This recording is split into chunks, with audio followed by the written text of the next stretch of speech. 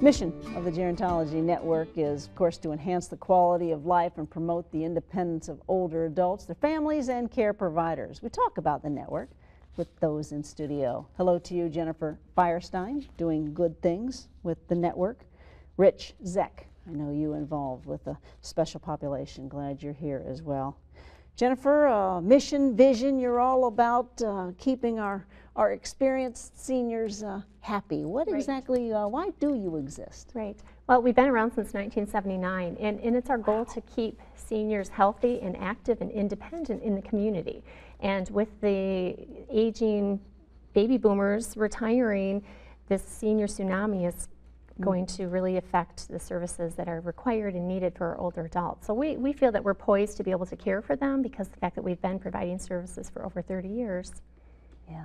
Of course, you're termed a network. Do you partner with other organizations, or are you all your own entity? Well, we're affiliated with Porter Hills, but we get funding from the Area Agency on Aging, Senior Millage, United Way. But the network really has more to do with the network of services that we provide, because we provide health, wellness, and enrichment programs. Great. How are you involved, Rich? I work with the older adults who not only do we provide a network of services, we want to use those resources of the older adults to help volunteer to mentor with children from 0 to 21 and with older adults helping other older adults. So I work with a wide variety of the older adults, both as from a caregiver standpoint and as a volunteering standpoint. And I guess I'll ask, how's business? Are older adults looking to share their time and to volunteer, or do you need more hands to step up to the plate? Both. We have plenty of volunteers, but we're always looking for more because of health issues, because of age, relocation issues. So we're always looking for more volunteers, and they have such a vast wealth of experience. We want to use them. You bet. Jennifer, let's talk about some of the popular and maybe the less popular programs that you'd like to share. Okay. Again, health, wellness, and enrichment is what we focus on. The health programs that we have personal care, and this is basically a bathing program. Seniors sometimes can't perform that task themselves, and caregivers want to keep dignity in place, and so we provide bathing on site for our clients. And then we also have personal health safety programs. So this would be like the PERS, which is Personal Emergency Response Systems. It's the help button. You know, if they've fallen, can't get up, we have that service. And then we have automated medication dispensers that they have in their home. It reduces the risk of medication errors.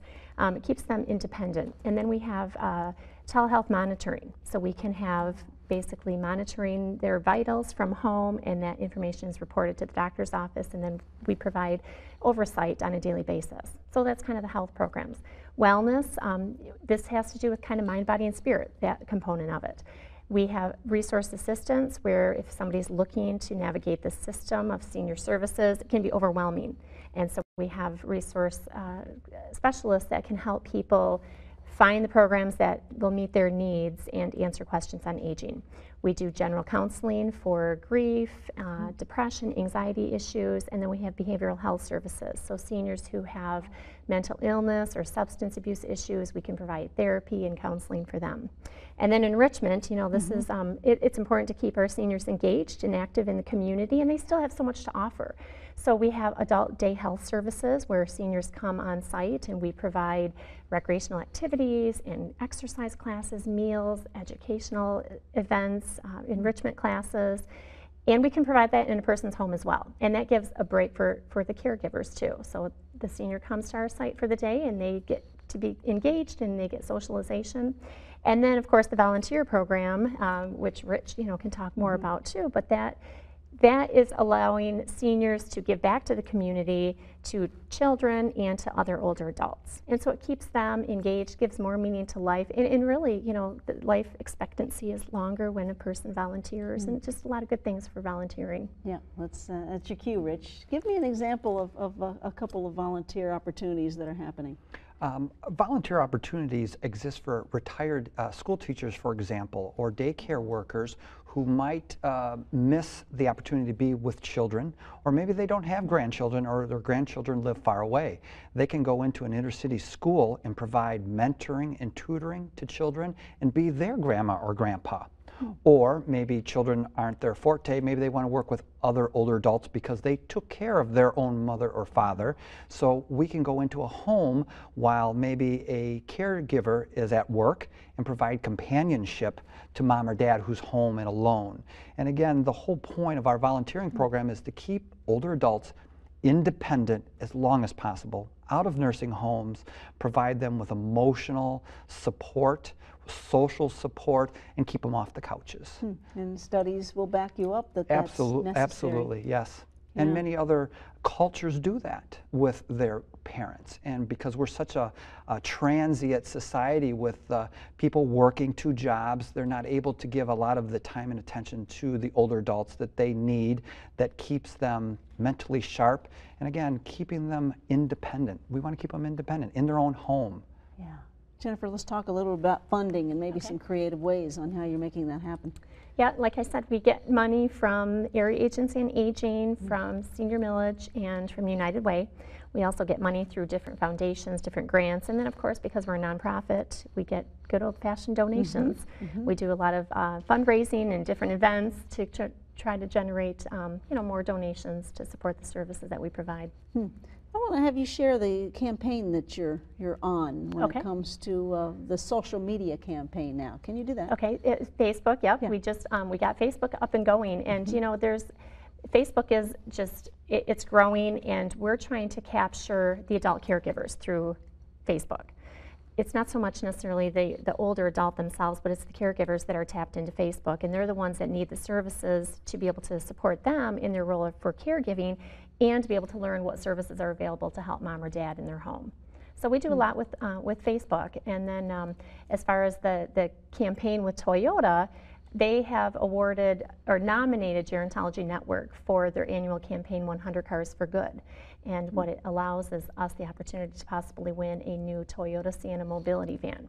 It's a one-day voting event, which happens to be August 21st, and we only go up against 4 other organizations. So it's, and none of them are in Michigan, so there's no competition amongst Michigan organizations. And it's all done by popular vote. You go onto the website 100carsforgood.com, and you vote for Gerontology Network, and whoever gets the most votes at the end of the day wins the van. And transportation is a huge piece for seniors. We provide transportation for our volunteers to get them to schools and to the sites. We provide transportation for our adults that are in the adult day center to go on group outings, and then for our clients who have behavioral health issues, we can take them to doctor's appointments and to counseling appointments. So this van is important because it provides one more added layer of support for seniors. You bet. Rich, talk a little about if a senior is interested in getting involved right away to help with the volunteering. What's training like for he or she? Well, we provide 40 hours of pre-training. They're screened so that our clients are assured that the volunteer who's coming into their home has been background checked, has a clean bill of health.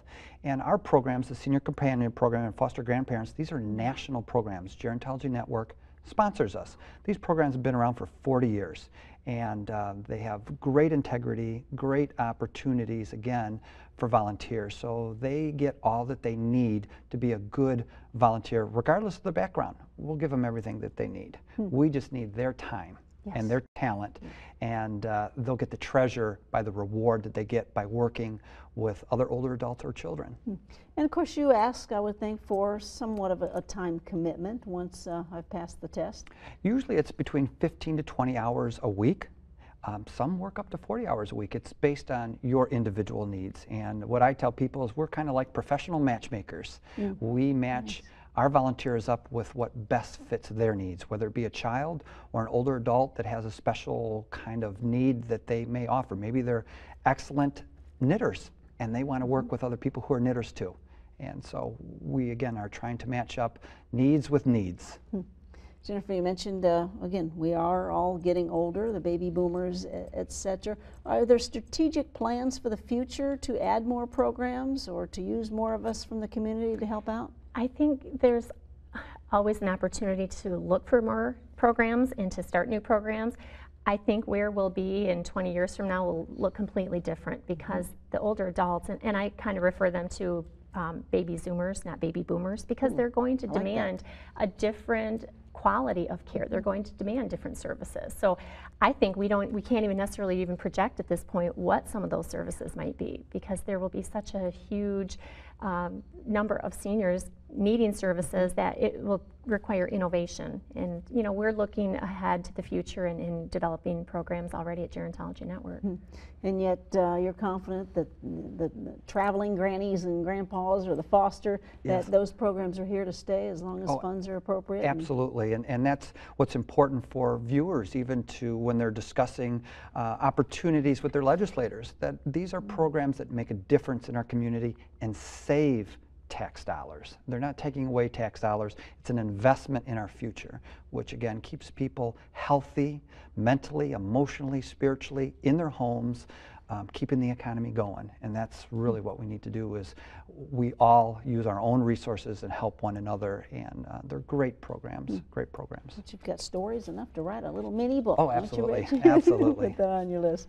Jennifer, if one is interested in getting involved, what's the best way to do that, please? They could call us at 616-456-6135, or they could visit our website, which is gerontologynetwork.org. Great. Are we getting our seniors more and more on the internet? I think the internet's here to stay. What do you think? I would say it's probably the adult caregiver, that 55 to 65 is probably, and I think that's probably the fastest growing group on social media as well. So that's kind of the adult caregiver group. And then, once you get above 70, it's traditional media and trying to reach them in different ways. Well, thanks for your help. Yeah, thank you. We'll make it. Thanks to you, Jennifer. Rich, appreciate you. Thank you. And keep up your good work. Thank you. Thank you. Here's what's happening this month in West Michigan.